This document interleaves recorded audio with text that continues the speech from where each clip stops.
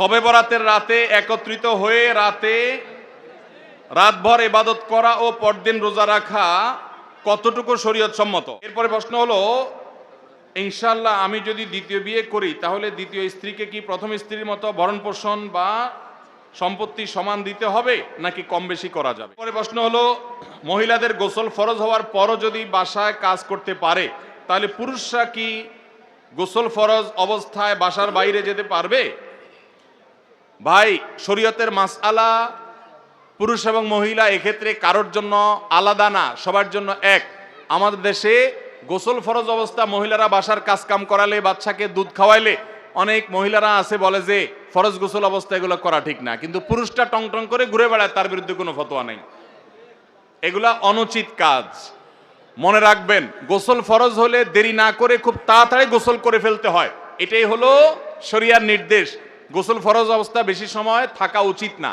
যদি আপনি থাকতে চান, রাত্রে গোসল ফরজ হয়েছে 12টায়, ফজরের আগে আগে আপনার করতে হবে, আপনি এখন গোসল করবেন না, ফজরের আগে করবেন নিয়ত করছেন, ওকে, জায়েজ আছে। ঘুমাইতে চাইলে ঘুমাইতে পারেন, কিন্তু উত্তম হলো ওযু করে তারপর ঘুমাবেন। নবী করিম সাল্লাল্লাহু আলাইহি সাল্লামের সুন্নাহ ছিল সেটা। অতএব আপনি অন্য কাজ করতে চাইলে করবেন, কিন্তু ওযু করে তারপরে করবেন, আর পরবর্তী ওয়াক্তের আগে আগে গোসল করে ফেলবেন, এটা হলো সুন্নাহ। আর যদি ওযু না করেন বড় কোনো গুনাহ হবে না, কিন্তু সুন্নাহর খেলাফ হবে। এরপরে প্রশ্ন হলো, ইনশাআল্লাহ আমি যদি দ্বিতীয় বিয়ে করি তাহলে দ্বিতীয় স্ত্রীকে কি প্রথম স্ত্রীর মতো ভরণ পোষণ বা সম্পত্তি সমান দিতে হবে নাকি কম বেশি করা যাবে?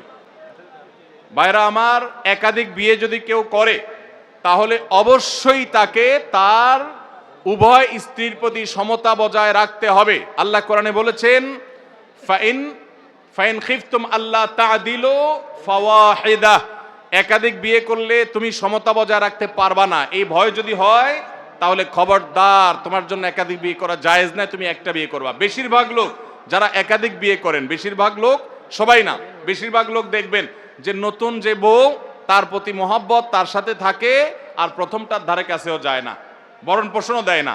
এরকম যদি জুলুম করে তাহলে কি হবে? হারাম হবে এবং গুনাহ হবে। আল্লাহ আমাদের বেঁচে থাকার তৌফিক দান করুন।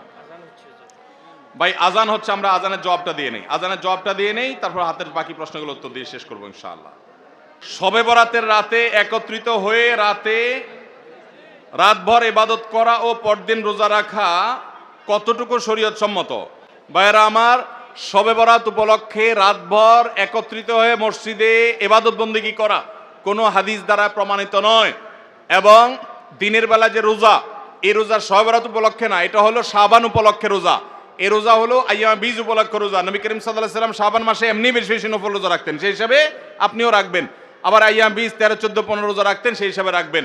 আপনি আল্লাহর ক্ষমা, এই রাতে আল্লাহ তাআলা বান্দাকে সাধারণ ক্ষমা ঘোষণা করেন, হিংসুক ছাড়া, মুশরিক ছাড়া।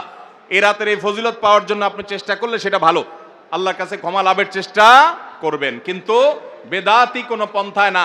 অনেকে বলে যে এত রাকাত নামাজ, অমুকটা অত সূরা এত রাকাতে পড়তে হবে, এগুলা মন গড়া কথাবার্তা, এগুলার কোনো ভিত্তি কোরআন হাদিসে নাই।